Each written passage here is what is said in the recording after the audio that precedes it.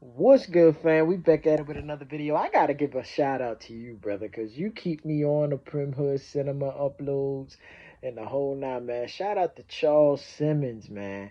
Cause he be on it. Like, look, he just dropped another one, fam. Like, come on now, get on it, brother. I'll be like, yeah, I got you, fam.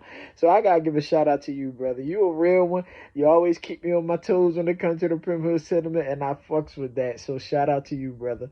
So we're gonna be doing Primm Hood Cinema, another reaction, Hood Cinema AllStars Reward Show number 1. Alright. Honestly, I didn't even think you wanted me to react to this. So this is pretty cool. So yeah, man, we're gonna jump straight into it, alright? Let's get it.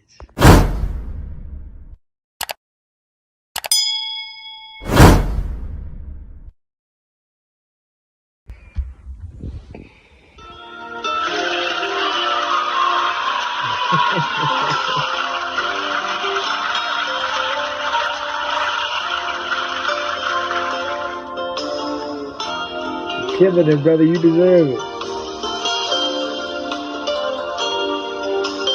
Can't wait till you hit 1,000,000.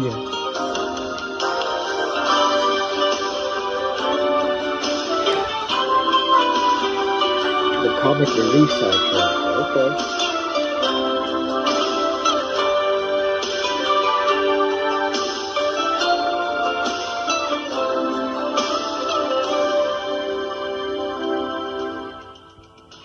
What's up, everybody, and welcome back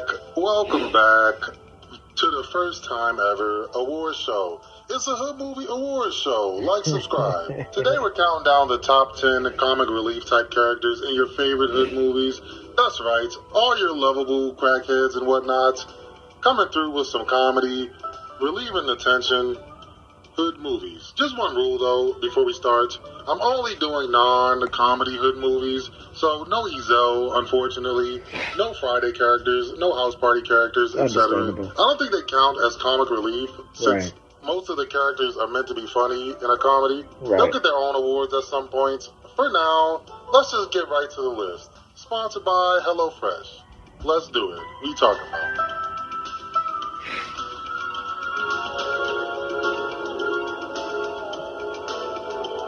This guy used to really annoy me, but after watching the movie a few times, it's still the same. However, he is the quintessential comedy side character when you think about it. He's super animated, he's got like a funny voice, he's stupid or whatever. He's not as funny as they probably thought he was when they made this. He's more annoying than anything, but that's kind of funny in itself. He's so annoying that it's kind of funny. Let's swing back and spray that poop butt again. I see Loco ain't changed now. Man, he's still Loco out of that mixed cheese. Loco's the OGs of Hoover Deuce. It's the fake gang of the movie. He's addicted to PCP, and that makes him hilarious or something. He's always willing to share it with his homies also, which is nice, I guess. You ready to this train? You see the fucking roller coaster. Ah, man, you get that shit off me. He's one of Bobby Johnson's childhood friends, but as we find out later in the movie, his loyalty lies more with the gang than with Bobby Johnson. We see it when they all get locked up for killing some nigga named Genie Lamp.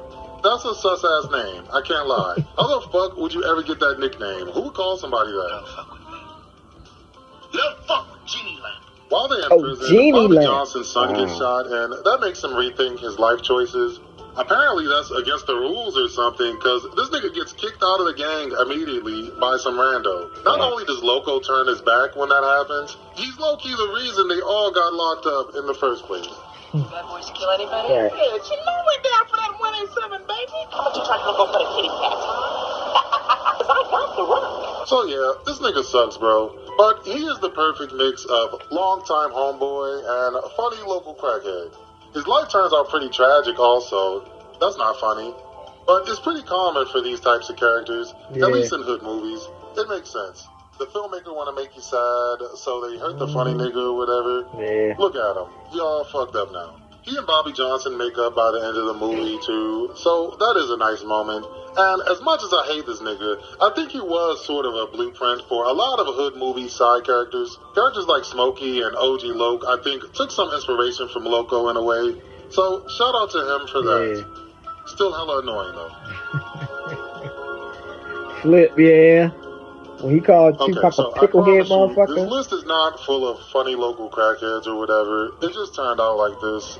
There is one more, though, later on. Flip is played by the legendary Bernie Mac. Rest in peace, Bernie Mac. He a junkie, and he loved basketball, and he got the whitest goddamn teeth I ever seen. What kind of crack are you smoking? This nigga smoking fluoride. Flip used to be on the championship basketball team in high school. Him and Leon. And some other people, too, I'm assuming. Talk about peaking in high school, bro. Damn, this is sad. You keep bringing up the high school shit, too, all the time? Come on, Flip. Shit, but they can't reach what we want. Champion, baby. He spends all day hanging out in the park, challenging random strangers to play one-on-one. The kids always picking on him and shit. Typical funny local crackhead. Also, he's not very good at basketball, like you would think. He's pretty low on the list, just because he didn't really get much screen time. He's only in a couple scenes before they kill him. For no reason, by the way. That part always felt super forced to me. I think his death would have been more impactful if he was actually in the movie like that. Whenever he is on screen, he steals the show. It's Bernie Mac, of course, right? I'm thinking they already had Marlon Wayans' comedy relief, so maybe that's why they didn't use Flip as much. But he definitely has some funny moments. He a top-tier junkie, for sure. So, pussy. You too, Bernie, old picklehead motherfucker. Yo, when he called him that, I was done. Talk about a loyal-ass homeboy. You barely know this nigga, but he'll kill people for you. He would die for you. He would real life die for you. We need more like him. Possibly. Actually, no, we don't. I kill motherfuckers, you know that? But I fucking love you. Bama is played by Black All-Star Terrence Howard. He meets 50 Cent like an hour into the movie. They meet in jail, in the shower. They become best friends in the shower.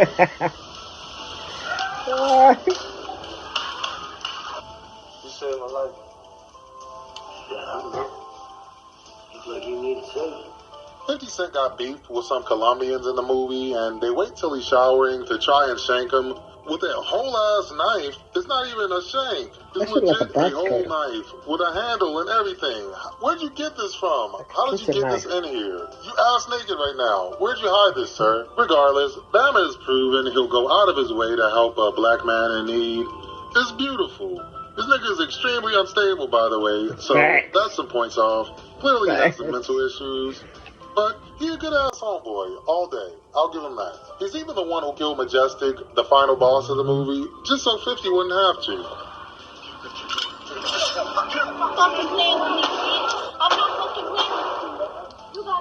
He's the main one supporting 50 Cent's music career in the movie, and he's pretty much the one who convinced him to leave the streets and do music full-time. That's a real friend. He does convince 50 Cent to go and rob the Colombians, even though they just gave up crime just now. So that's some points off, too. I got something else in mind. And that's when I made the biggest mistake of my life. And he ruins the whole entire robbery, basically, by being weird. Like, nigga, this was your plan. You can't even follow your own plan correctly. This nigga need medication. I'm a fucking nigga, man. Also, this is unrelated. Look how fucking fast this nigga's going in this wheelchair. He legit keeping up with the car right now. He must be going like 40 miles per hour. That's so dangerous. This is a steep-ass hill. Is he in trouble? Do you need some help stopping, dog? Is that what you're trying to say? But Terrence Howard, Bama, he a good homeboy. Pretty funny. It's just good to see Terrence Howard be able to play himself for once. I've made some discoveries in my own personal life with the science that Pythagoras was searching for. I was able to open up the flower of life properly and find the real wave conjugations. I don't know what the fuck was just going on with Chicago is next on the list. Poetic Justice. He's a real cool guy at first. Until the woman beating part, that's not cool. He smacked Regina King right in the face. Niggas' dick can't stay hard 5 minutes. The fuck you do, take steroids? Chicago's played by Tori. He's one of Tupac's co-workers at the post office. They work at the post office and shit, and they gotta deliver some mail to Oakland. It's a long trip, so they decide to bring some yamps, and it's a fun adventure. What the fuck is a yamp? A young tramp. Now, do you mind, essay? I really like this word. I've been trying to bring it back. It's not working. I need your help in the comments down below. Chicago stands out to me simply because he's really believable. He's super vain. He only cares about his muscles and brushing this little ass fade. He hated on his friends low-key all the time. I definitely had a homeboy exactly like this. He finds out Regina King is cheating on him and his penis not working and some more shit. He goes off the deep end, starts throwing hands at the ladies. Major points off for that. Round one. It's already not working shit. Kick it. It's just funny what happens to him, I guess. He's not really that funny of a character, but he is very memorable. Leave them hoes is probably the most quotable line from the movie. Just his whole swag or aura or whatever, it's memorable. You could probably dress up as this nigga for Halloween, and the people would know who you are. Maybe not. And more points off because this nigga kind of racist. I don't know what a Buddha head is. It can't be good, I'm sure. What? Put too many Buddha heads on a mail carrier before me, man. Again? Got me waiting sorting out these fucking Mexicans. However, he does put his friend on successfully with Janet Jackson. That's like 1,000,000 points. She fat as shit. That's low.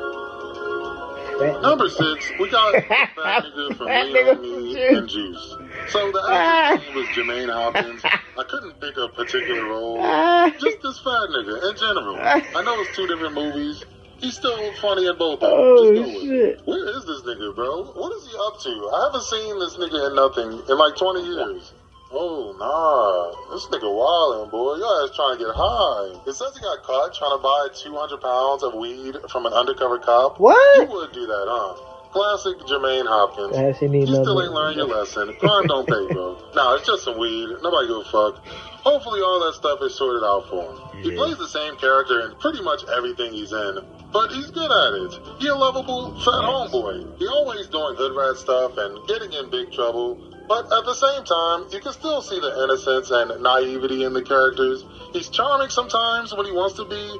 He's a good underdog. I like this actor, bro. Shout out to him, man. Look at me, boy. Don't get smoke crack. In both movies, he's getting bullied pretty badly, so you feel sorry for him and you like him a little more. Juice in particular, Tupac is his homeboy, but he's always smacking him around and peer pressuring him. Eventually, it leads to them robbing the liquor store together, and then the fat nigga getting shot. What the fuck you want? What? Oh, yeah, that is. I don't think about it. Stuff, man. Now you got your Hood Movie Award.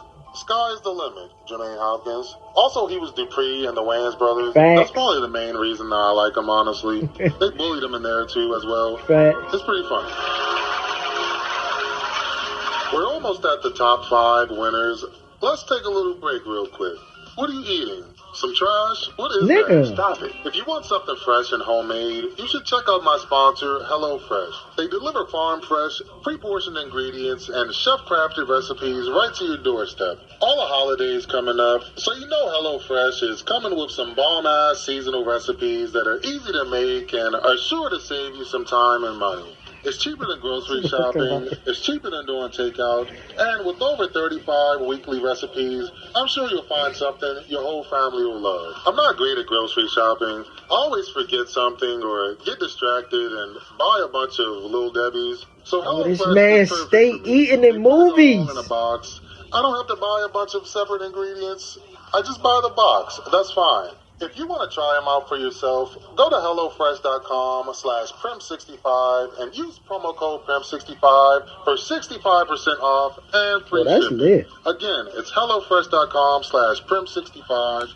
Okay, let's get back to the awards. Thank you, HelloFresh.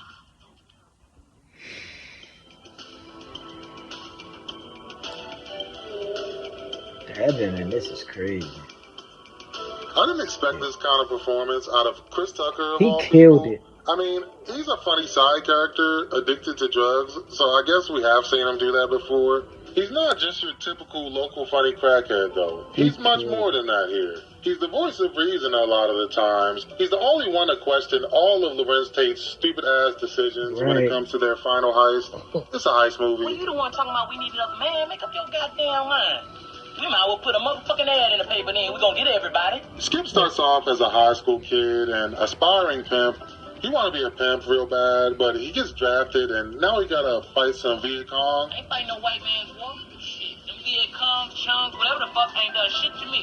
I don't even know them motherfuckers, man. He ended up there, though.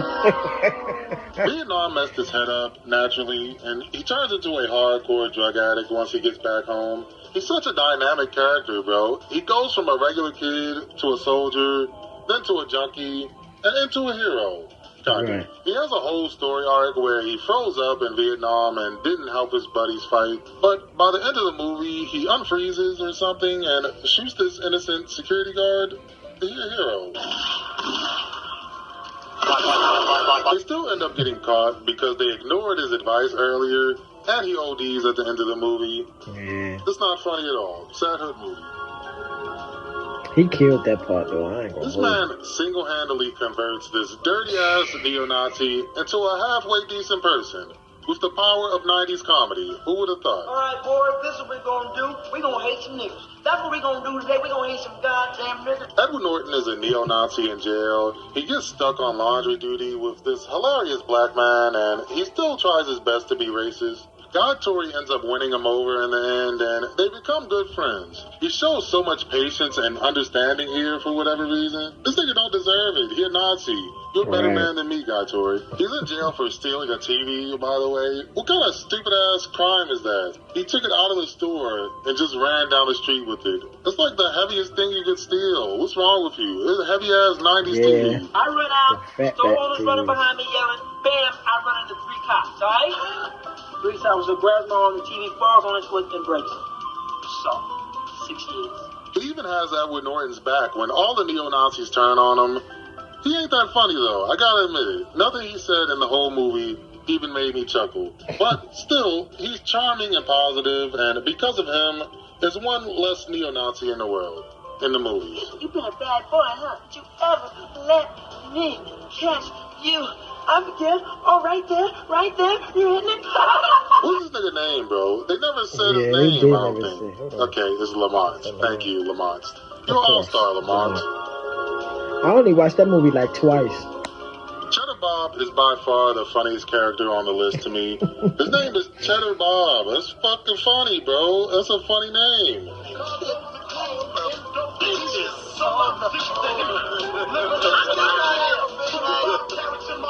Cheddar Bob is the second white homeboy in the 8 Mile crew.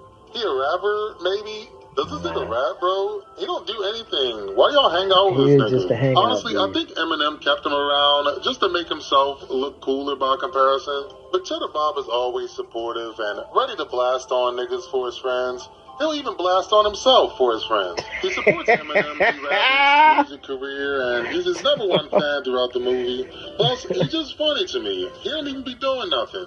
He's got the mind of a child almost, and he's pretty useless to the gang. But they all useless, really, so it's fine. Besides getting shot in the leg by himself, he doesn't really have much of a story. He doesn't really evolve or do anything proactive to help the plot. They should have gave him something to do. Maybe make beats or something. I don't know. MC Bob! What? MC Bob! Man, what are you talking about? Is that a good name? What's wrong with Cheddar Bob? Why would you change your name to MC Bob? You don't even rap, bro, and that's terrible. That's a terrible name. You don't deserve this award, bro. But I'm gonna give it to you. Come on, now we can move on.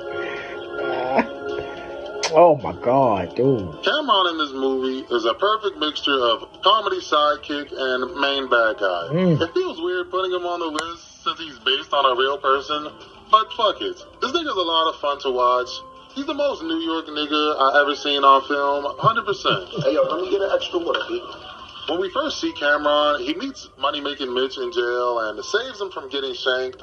Now he pledges loyalty to the crew.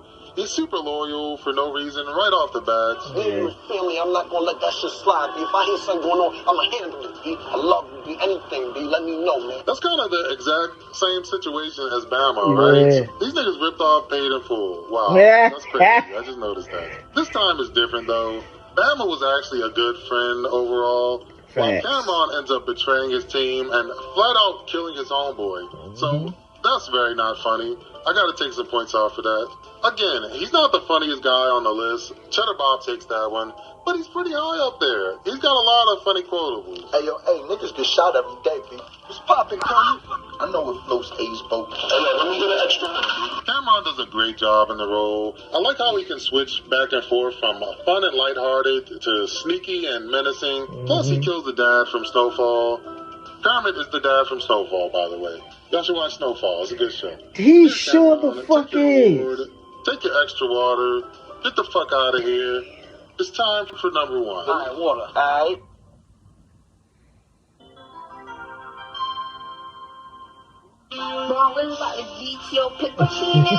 Jefferson Apple chips.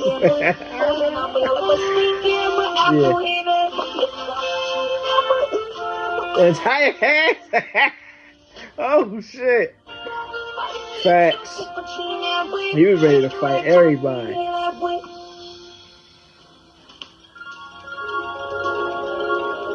I give you that. Man, what can I say? I put Pookie at the top of the list because niggas would get mad if I didn't. No, but he is the epitome of local funny crackhead. When you think of a local funny crackhead, you probably think of Pookie right off the bat. Or maybe you had your own local funny crackhead around the way. We had one. His name was Mr. Earl. He wasn't that funny. He was kind of regular. This crack shit that's got me, man. Shit just be calling me, man. Be calling me, man. Pookie starts off as a scammer or something, running off on the plug and whatnot. Ice-T shoots him and he goes to jail and gets addicted to crack sometime after. Ice-T helps him get clean and he tries to get revenge on Wesley Snipes and all the people that sold him crack before. He wears a wire and tries to snitch on the whole crack operation. He's doing great at first, but he relapses and that eventually leads to him getting captured and killed.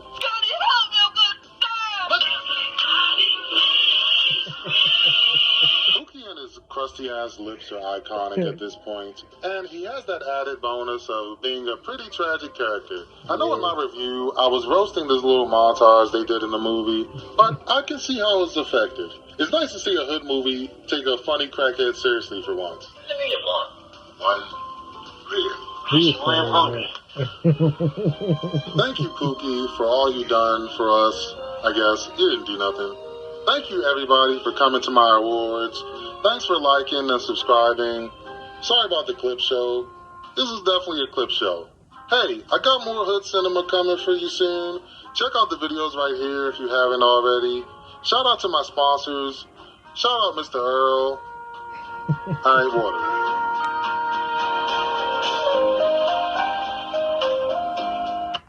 Yeah, this was dope, man. This is really dope. The comedy relief though. Loco from South Central, he was, like he said, he was more, he was annoying, but he talked too damn much. You know, he got the he did get the motherfuckers locked up. Like, Loco, shut the fuck up, man. But at the end of the day, like he said, he was more loyal to the squad.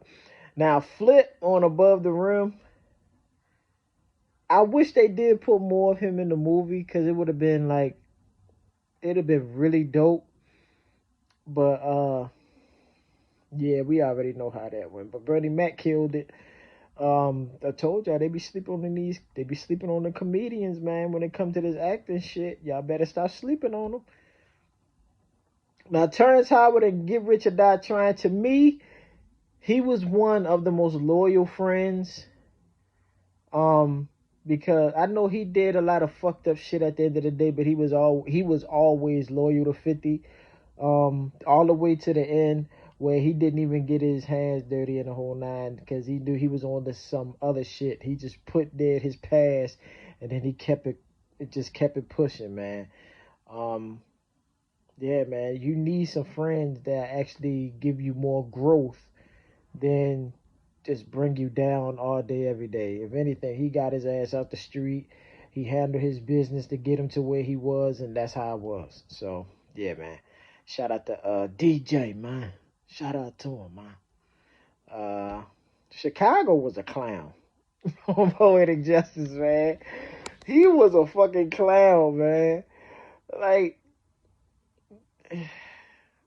I ain't gonna lie, like, Regina, like, she said some foul shit to him in the movie, but sir, like if your pipe ain't working, I mean